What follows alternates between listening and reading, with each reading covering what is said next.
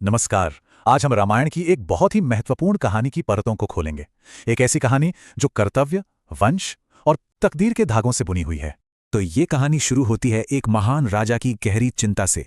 एक ऐसा डर जो उनके इतने बड़े साम्राज्य की नींव हिला रहा था। डर ये कि कहीं उनका ये महान वंश उन्हीं के साथ खत्म ना हो जाए। हम बात कर रहे हैं अयोध्या के महाराजा दशरथ की। देखिए, उनके पास सब कुछ था, दौलत, ताकत और ऐसी प्रजा जो उन्हें देवता की तरह पूजती थी। पर हर चीज होने के बावजूद एक कमी थी जो उन्हें अंदर ही अंदर खाई जा रही थी। सोचिए, एक तरफ तो एक फलता फूलता राज्य था, चारों तरफ शोहरत थी, और दूसरी तरफ राजा का दिल बिल्कुल सूना था।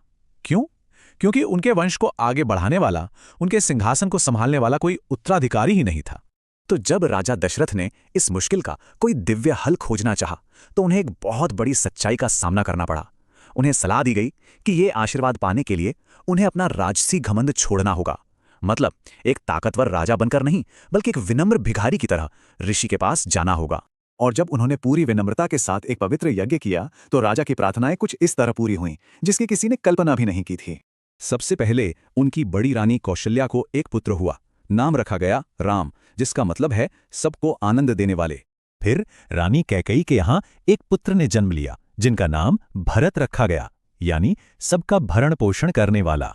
और इसके बाद उनकी तीसरी रानी सुमित्रा को जुड़वा बेटे हुए, एक लक्ष्मण जो शुभ लक्षणों से भरपूर थे, और दूसरे शत्रुघ्न यानी दुश्मनों पर जीत हासिल करने वाले। अयोध्या का पूरा राज्य जैसे खुशियों से भर गया था। राजवंश का भविष्य अब एक नहीं बल्कि 4 गुना सुरक्षित हो गया था। हर नाम का मतलब बहुत गहरा था। ये सिर्फ नाम नहीं थे, ये उन चारों राजकुमारों के स्वभाव और उनकी तकदीर की भविष्यवाणी कर रहे थे।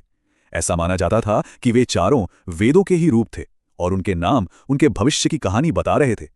अब एक अच्छा शासक बनने के लिए इन राजकुमारों को एक बहुत ही कठिन शिक्षा से गुजरना पड़ा। और ये शिक्षा महल के ऐशो आराम में नहीं, बल्कि जंगल के एक सादे से आश्रम में हुई, जिसने उनके व्यक्तित्व को घड़ा। एक विद्यार्थी का जीवन बहुत ज्यादा अनुशासन और तपस्या वाला था। उन्हें जमीन पर सोना होता, नंगे पैर चलना पड़ता और अपने गुरु की सेवा करनी पड़ती थी। और इसमें राज परिवार के लिए कोई छूट नहीं थी, कोई खास बर्ताव नहीं होता था। तो यहाँ एक बहुत ही दिलचस्प सवाल उठता है, आखिर जो राजकुमार कल राज करने वाले थे, उन्हें भिखारियों की तरह रहने पर क्यों मजबूर किया गया? देखिए, इस कठोर व्यवस्था का एक बहुत गहरा मकसद था। इसे इसलिए बनाया गया था ताकि उनके अंदर सहानुभूति पैदा हो, उनका अहंकार पूरी तरह से खत्म हो जाए, ताकि वो अपनी प्रजा के दुख दर्द को सच में समझ सकें और फिर न्याय और दया के साथ राज कर सकें। और बहुत जल्द सबसे बड़े राजकुमार राम को अपनी इस शिक्षा का नतीजा दुनिया को दिखाने का पहला मौका मिलने वाला था। ऋषि विश्वामित्र के साथ राम और लक्ष्मण एक ऐसे सफर पर निकले जिसने उनके साहस, उनके कौशल और उनके दिव्य स्वभाव को सबके सामने ला दिया। ताड़का जैसी भयानक राक्षसी को मारने से लेकर ऋषियों के यज्ञ की रक्षा करने तक, इस सफर का अंत एक ऐसे काम के साथ हुआ जिसे करना लगभग नामुमकिन था। शिव का वो दिव्य धनुष तोड़कर राम ने राजकुमारी सीता का हाथ जीत लिया, और इसी के साथ उस समय के 2 सबसे बड़े राज्यों का मिलन हुआ। और ये बात इन महान राजाओं की विनम्रता को दिखाती है। सोचिए, दशरथ जैसे शक्तिशाली सम्राट मिथिला के राजा के पास एक भिखारी बनकर जाते हैं।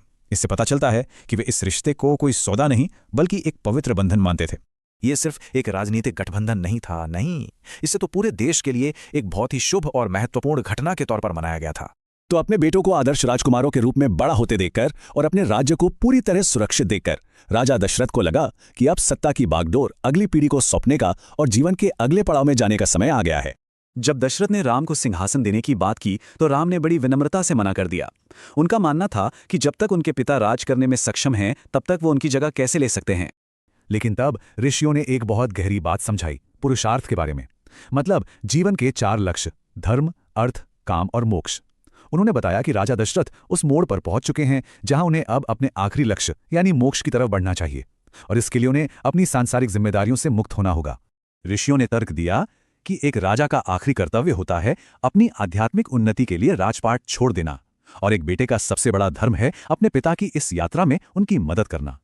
तो राम का सच्चा कर्तव्य सिर्फ पिता की आज्ञा मानना नहीं था, बल्कि उनकी इस आध्यात्मिक जरूरत को समझना था।